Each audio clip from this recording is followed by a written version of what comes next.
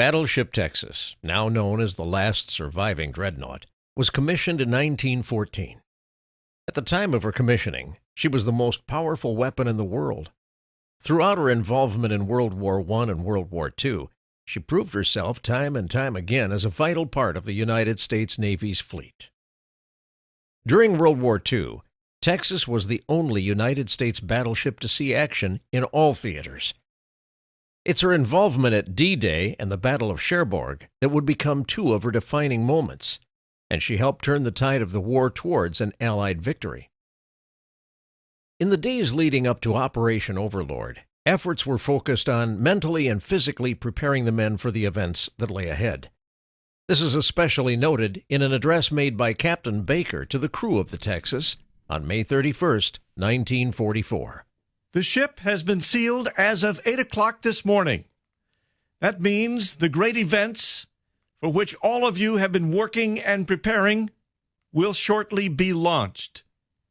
It also means that every possible effort must be made to prevent any leakage whatever of information in coming operations by whatever means, mail, personal contact, or signals. I consider that you are now at battle efficiency, and the time has come to polish up our weapons. From now until D-Day, only such drills as are necessary to maintain your present state will be conducted. But remember, the enemy we are going up against will tax our readiness to the utmost. We have got to be good. D-Day, June 6, 1944. USS Texas was designated the bombardment force flagship for Omaha Beach. At 4:41 a.m., she entered into her firing position near Point du Hoc. The initial target was the site of 6 guns atop Point du Hoc. When Texas ceased her initial firing, 255 14-inch shells had been fired in 34 minutes. This averages out to 7.5 shells per minute, and this was the longest sustained period of firing for Texas during World War II. Meanwhile, her 5-inch guns were firing on the route to get inland from western Omaha. Texas eventually shifted her gunfire to a ravine, defending an exit road on the western end of Omaha Beach. Texas moved inland under the cover of airborne spotters. Her goal was to halt enemy reinforcements and destroy enemy batteries. At first, the attack on Omaha Beach was in danger of collapsing. German resistance was stronger than expected, and the Allies were facing difficulties in getting armor and artillery on the beach. Texas made her way to the shoreline and fired her main guns. Her closest range would be 3,000 yards from the water's edge.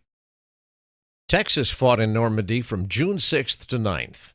She rearmed in Plymouth, England, and returned to Normandy on June 11, 1944. From June 11th to the 15th, her main mission was to support the inland advance by the United States Army. Her last substantial fire support mission in Normandy was accomplished by flooding the starboard torpedo blister.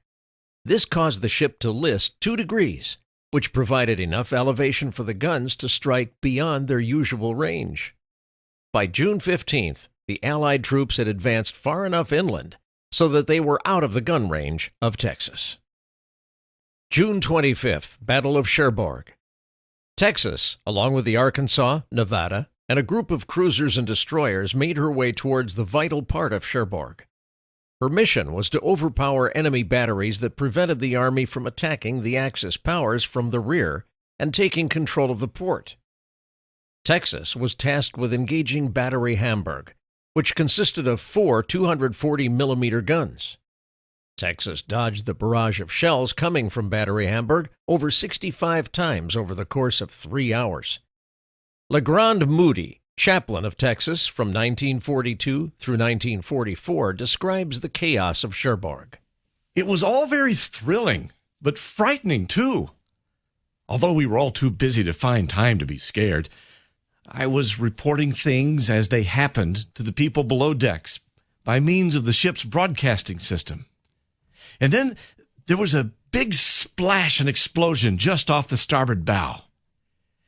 And I laid down the mic, and I walked up beside the helmsman, Christensen, who was steering the ship, and I looked over the starboard bow to see how close that last shell had fallen to us. And the splash and the explosion that happened was so close, I turned to Chris and I said, "That was a close one, wasn't it, Chris?" And he said, "Sure was, Chaplain." And I walked back to the chart table and picked up my microphone in hand, and then it happened. Chaplain Moody was referring to the second of two shells that hit Texas that day. A German 240-millimeter shell skidded across the conning tower and exploded upwards into the bridge. About a dozen men were wounded that day. Injuries ranged from slight scalp wounds to detached limbs. William Apgar lost both legs in the explosion but survived. Emil Saul was among the critically injured. Mr. Saul spent over 2.5 years in the hospital due to his injuries. Kristen Christensen, the helmsman, had been standing right above the spot where the German shell exploded and became the ship's lone combat fatality in all her years of service. After the shell hit the conning tower, Captain Baker safely entered the bridge and carried on the fight from the conning tower. The first shell that hit Texas that day was a dud. It had penetrated the ship's hull above the armor belt and landed in the stateroom of Warrant Officer M.A. Clark. The ship's crew didn't know the shell struck the ship until the damage control party found the shell toward the end of the engagement. The shell was deactivated and returned to the ship as a good luck charm. Texas eventually managed to score a direct hit that took out a reinforced German gun. Texas was ordered to retire at 3:01 p.m., thus ending their involvement in the Battle of Cherbourg. The ship returned to England and arrived at the U.S. Naval Advanced Amphibious Base at Portland. After her involvement at Cherbourg, she would eventually move to the Pacific Theater and take part in the battles of Iwo Jima and Okinawa. While at Iwo Jima, she witnessed the raising of the American flag on Mount Suribachi as she was only posted about a mile offshore. After Okinawa, she departed for the Philippines in May 1945 and stayed there until August. She returned to Okinawa in August, and on September 23rd she started her first of many journeys back to the United States as part of Operation Magic Carpet, which brought troops back to the United States after the end of the war. On June 18, 1946, she was placed in reserve in Baltimore, Maryland. After being decommissioned in 1948, Battleship Texas was brought to her current site on the Houston Ship Channel in the shadow of the San Jacinto Monument. Since then, she's served as a poignant memorial of the sacrifices made by the greatest generation. Texas Parks and Wildlife Department assumed stewardship in 1983, and after putting her in dry dock for the first time in more than 4 decades, ultimately returned Texas to her slip at San Jacinto. Today, plans are underway for a permanent dry berth for Texas, a fitting home for an iconic artifact of the 20th century.